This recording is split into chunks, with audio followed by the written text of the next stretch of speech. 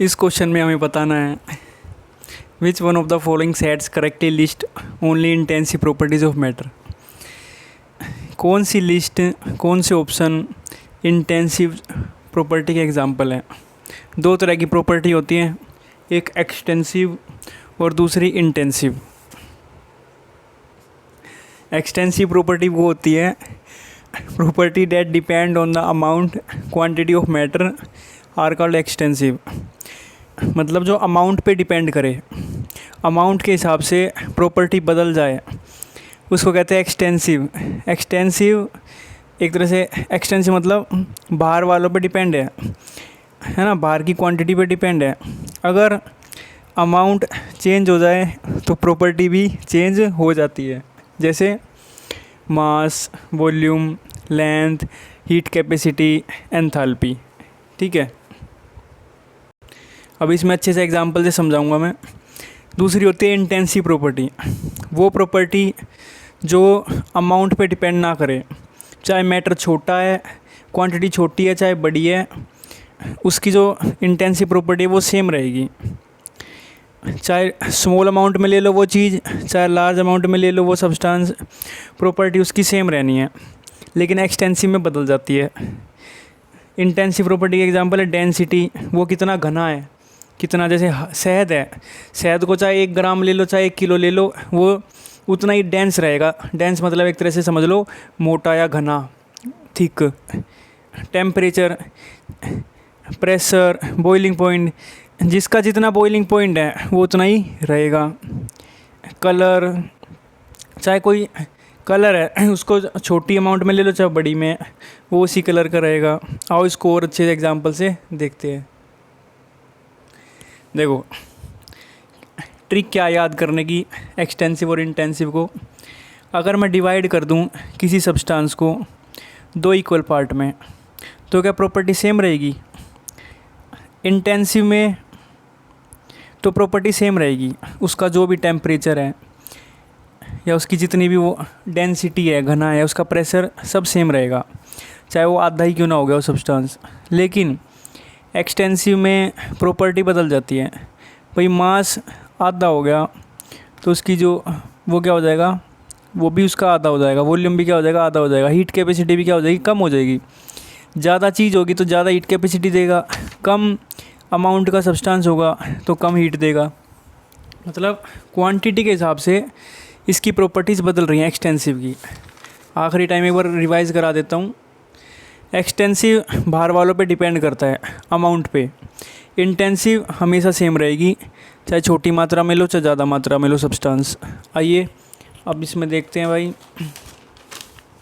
हमें इसमें इंटेंसिव बताना है जो अमाउंट पे डिपेंड ना करे। देखो मास, वॉल्यूम, लेंथ, इनको बढ़ा देंगे घटा देंगे प्रॉपर्टीज़ में फ़र्क आ जाएगा। हीट कैपेसिटी, छोटा सब्सटेंस लेंगे उसकी हीट कैपेसिटी कम होगी, बड़ा लेंगे ज़्यादा होगी। ये भी क्या है, एक्सटेंसिव है। वॉल्यूम, प्रेशर, ये भी सब क्या है, एक्सटेंसिव है। इंटेंसिव बस एक है, डेंसिटी, रिफ्रैक्टिव इंडेक्स, उसका टेम्परेचर। ये सब चाहे सब्सटेंस छोटा लो चाहे बड़ा, ये प्रॉपर्टी इनकी सेम रहेगी। तो इंटेंसिव प्रॉपर्टी हो गई density, refractive index and temperature. इस बारे में और डिटेल में जानना हो तो आप मुझे कमेंट में बता दीजिएगा।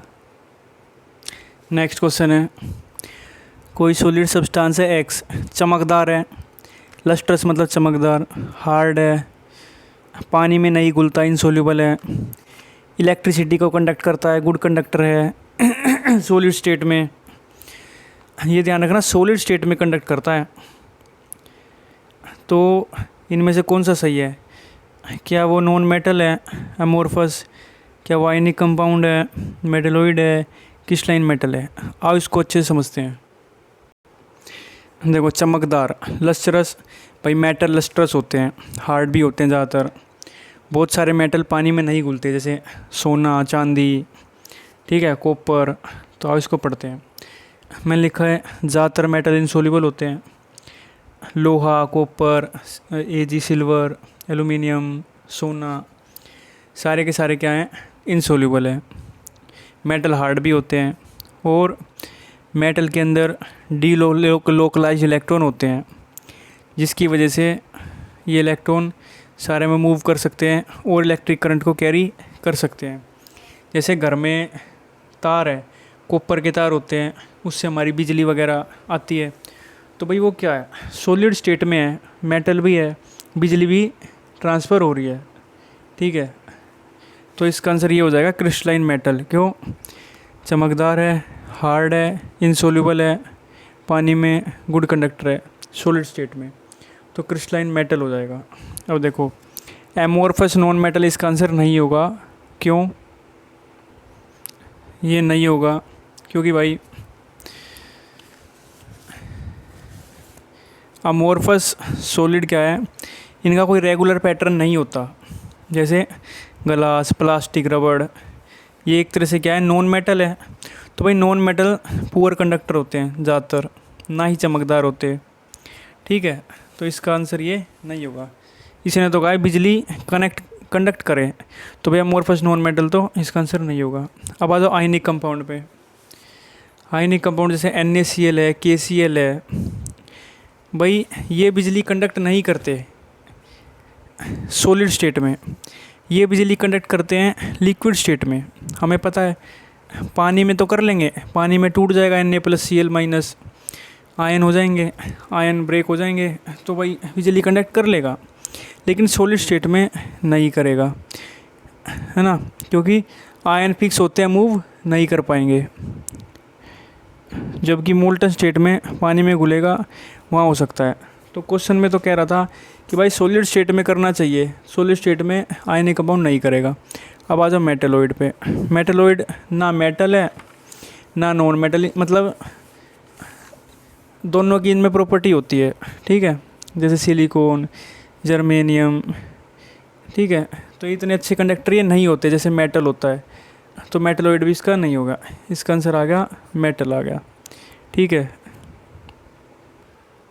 अब इसमें एक दो चीज़ें आपको बताऊं। एमोरफस, देखो आंसर तो हमारा पता चल गया हमें, क्रिस्टलाइन मेटल है। एमोरफस का क्या मतलब होता है? इसका मतलब होता है जिसका कोई डेफिनेट पैटर्न या शेप ना हो या अरेंजमेंट ना हो, जैसे ग्लास, प्लास्टिक, रबड़। ठीक है, क्रिस्टलाइन क्या होता है? जिसका रेगुलर पैटर्न हो। ठीक है, ज़्यादातर सारे के सारे मेटल सॉलिड स्टेट में क्रिस्टलाइन होते हैं, तो ये दोनों में फ़र्क है।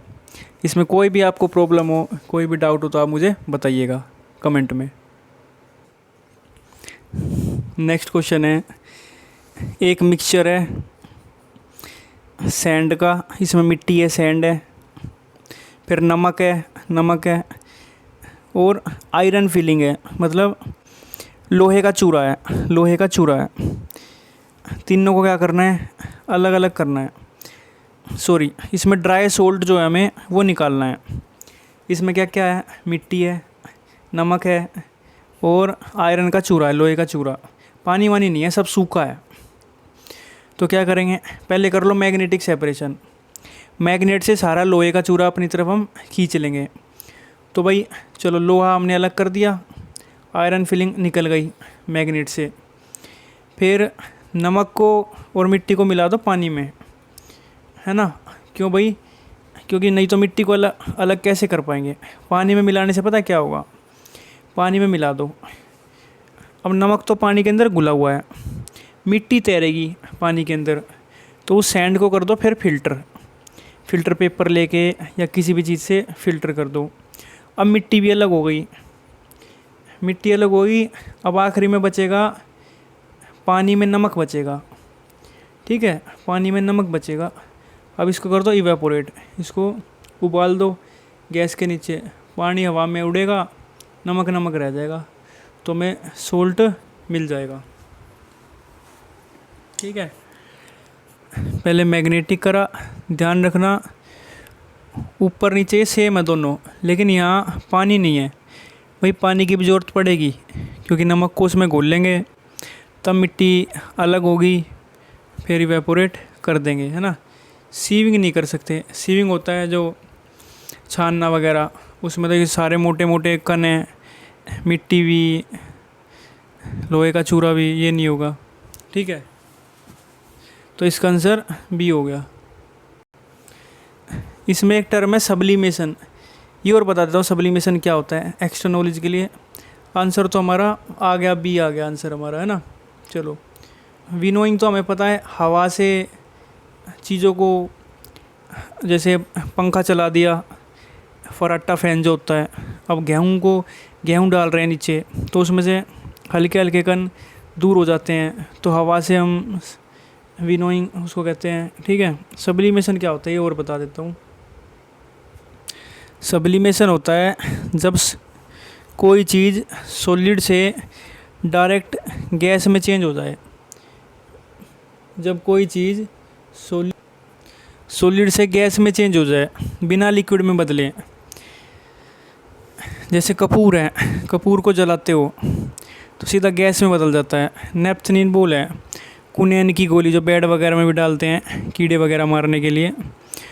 तो भाई तुम सॉलिड डालते हो, फिर 1-2 महीने बाद गायब हो जाती है अपने आप, गैस में बदल जाती है, तो उसको कहते हैं सब्लिमेशन, सॉलिड से गैस में बदल जाना, ठीक है। डी इसका उल्टा होता है डी सब्लिमेशन, गैस से सॉलिड में बदलना, और उसका दूसरा नाम है डिपोजिशन, ठीक है। ये बस एक्स्ट्रा के लिए था, मेन हमारा इसमें आंसर आ गया है बी वाला। कोई भी डाउट हो आप कमेंट में बताइएगा।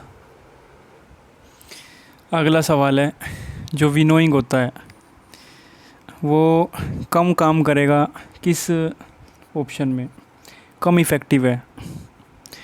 देखो, गेहूँ और हंस को जब हम अलग अलग करेंगे, गेहूँ ऊपर से हम छोड़ रहे हैं, यहाँ पंखा चला रखा है, पंखे से जो हस्क है, हल्का हल्का कूड़ा है, वो अलग हो जाएगा और गेहूँ नीचे गिर जाएगा ज़मीन पे। हाँ भाई, क्योंकि हमें पता है विनोइंग क्या होता है, हवा का यूज़ करके क्लीनिंग करते हैं, सेपरेट करते हैं, ये तो हो जाएगा, ये ठीक है।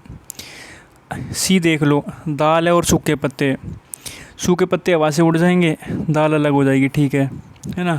क्योंकि दाल भारी चीज़ ज़मीन पे आ जाती है, हल्की चीज़ उड़ जाएगी, ठीक है। ये भी चावल और उसके अंदर हल्के हल्के जो चाफ होता है, भूसा वगैरह, या फिर बहुत हल्का सा कूड़े कंकर, वो भी कंकर तो नहीं, कूड़ा वगैरह जो है हट जाएगा, ये भी सही है। लेकिन यहाँ विनोइंग काम नहीं करेगा भाई। ये क्या है, बुरादा, सोडस्ट है और कीले हैं। कीले भारी होती हैं, तो भाई वो तो अच्छे से मैग्नेट से ही अलग हो सकती है, मैग्नेट ही उसे अलग कर सकती है अच्छे से, है ना। इसमें थोड़ा बहुत चलो हो भी जाएगा, लेकिन फिर भी इतना इफ़ेक्टिव नहीं होगा। तो विनोइंग क्या है, least effective in sawdust and iron nail. आइए नेक्स्ट क्वेश्चन है एलम के बारे में। अच्छा क्वेश्चन है काफ़ी भाई। एलम को तो हमें पता है, एलम क्या होती है, फिटकरी होती है जो हम लोग यूज़ करते हैं, जैसे ट्रिमिंग वगैरह करते हैं तो फिटकरी लगा लेते हैं, शेव करते हैं, है ना। तो कह रहा है, एक बच्चा है, उसने भाई एलम क्रिस्टल को पानी में ऐड कर दिया, फिटकरी को ऐड कर दिया, फिर पानी को गर्म कर दिया, ठीक है। पानी को गर्म करने के बाद फिर उसको ठंडा करा, तो दोबारा जो है क्रिस्टल दिखने लगे। ये क्या चीज़ है, डिस्टिलेशन है, क्रिस्टलाइजेशन है, सब्लिमेशन है, कोगुलेशन है, क्या है। देखो, सब्लिमेशन तो नहीं है, सब्लिमेशन अभी बताया, सॉलिड से गैस में बदलना सब्लिमेशन होता है, इसको हटाओ। कोगुलेशन होता है जब दही जमती है, दूध से थोड़ा थोड़ा सॉलिड बनना, वो उस टाइप का होता है कोगुलेशन, ये भी नहीं है। डिस्टिलेशन भी नहीं है। डिस्टिलेशन क्या होता है भाई, डिस्टिलेशन होता है, अभी बताऊंगा, चलो ये दोनों प्रोसेस में बता रहा हूँ। आओ 150 पे। सबसे पहली बात ये कह रहा है, फिटकरी को पानी में डाल दिया, एलम को पानी में डाल दिया भाई, पानी में डालेंगे तो एलम घुल जाएगी, ठीक है, इसमें कोई दिक्कत नहीं है। फिर उसने गर्म भी करा, हीट करा, तो भाई गर्म पानी में फिर एलम और ज़्यादा घुलेगी और घुलेगी, एक सैचुरेटेड सॉल्यूशन बन जाएगा। अब क्या होगा, सॉल्यूशन को उसने कर दिया ठंडा, बच्चे ने क्या कर दिया ठंडा, अब वापस पानी ठंडा हो गया, तो जो एक्स्ट्रा एलम डिजोल्व हुई थी वो क्या हो जाएगी, वापस कम्स आउट, एक्सएलएम वापस बाहर आ जाएगी as a beautiful pure crystal. इसी प्रोसेस को क्या कहते हैं, क्रिस्टलाइजेशन कहते हैं। सिंपल भाषा में भाई उसने गर्म कर दी पानी को, तो एलम और अच्छे से घुल गई। लेकिन जब वापस पानी ठंडा हुआ ना, तो भाई एक्स्ट्रा जो उसमें एलम थी, जो गर्म की वजह से घुली थी, वो वापस आ जाएगी, कम्स आउट, और क्रिस्टल हमें दिखने लगेगा। इसी को कहते हैं क्रिस्टलाइजेशन। एलम का केमिकल फार्मूला होता है KAlSO4 ट्वाइस 12H2O, मतलब पोटेशियम एल्यूमिनियम सल्फेट डोडेकाहाइड्रेट। ठीक है, वैसे याद रखने की ज़रूरत नहीं है, फिर भी नॉलेज के लिए, पोटेशियम एल्यूमिनियम सल्फेट डोडेकाहाइड्रेट। कैसी होती है फिटकरी? सफ़ेद, ठीक है, क्रिस्टल होता है, हार्ड होती है, ब्रिटल मतलब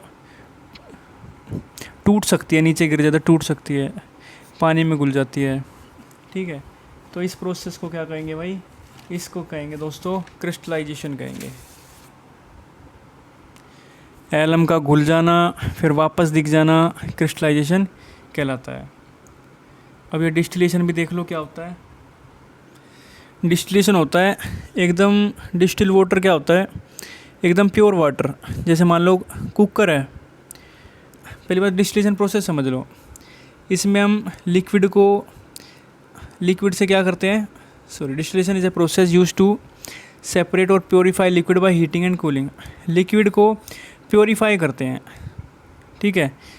जैसे मान लो कुकर है, कुकर में सीटी आई, फिर आपने ढक्कन खोल दिया थोड़ी देर में सीटी निकाल के, तो जो ढक्कन पे जो पानी जमा रहता है ना, वो एक तरह से डिस्टिल वाटर है, उसमें आयंस नहीं होते, ठीक है। तो ये अब हीट करा, ये पानी बना कैसे? कुकर को हीट करा, वो पानी उबल के वेपर बना, इस प्रोसेस का होता है डिस्टिलेशन। आइए अब देखते हैं क्वेश्चन नंबर 141। कह रहा है ओम्स लॉ के अकॉर्डिंग स्लोप जो है V और I ग्राफ की क्या रिप्रेजेंट करती है? V मतलब वेलोसिटी, I मतलब करंट। ओम्स लॉ के हिसाब से V और I की जो स्लोप होगी ग्राफ पे क्या रिप्रेजेंट करेगी? तो देखो इसका आंसर है वैसे रेजिस्टेंस। चलो देखते हैं। भाई हमें पता है ओम्स लॉ का होता है V = I और होता है वोल्टेज बराबर होती है करंट इंटू रेजिस्टेंस के, ठीक है। यही कहता है Ohm's law, voltage = I × R, ठीक है। देखो जब ग्राफ बनाएंगे, वाई एक्सिस पे मान लो हमने वोल्टेज रख ली, वाई पे वोल्टेज रख ली, एक्स पे हमने करंट रख लिया। अब जो इनकी स्लोप बनेगी, स्लोप होती है डेल्टा V/डेल्टा I, वेलोसिटी में चेंज, करंट में चेंज। और V/I क्या होता है? निकाल लो यहाँ से V/I, I डिवाइड में आएगा तो R, तो मतलब आंसर क्या आ जाएगा? स्लोप क्या आ जाएगी? रेजिस्टेंस आ जाएगा। क्या आ जाएगा? इसका आंसर हो जाएगा रेजिस्टेंस। आइए आपको दोबारा एक बार बताता हूँ। भाई ओम्स लॉ कहता है V = IR, ठीक है। हमने क्या करा, वाई एक्सिस पे वेलोसिटी रख ली, वेलोसिटी कह रहा हूँ, वोल्टेज रख ली, और एक्सिस पे हमने करंट रख लिया, ठीक है। अब जो इसकी जो भी स्लोप बनेगी, ठीक है, वो कैसे निकालते हैं? स्लोप होती है डेल्टा V/डेल्टा I, और V/I क्या होता है?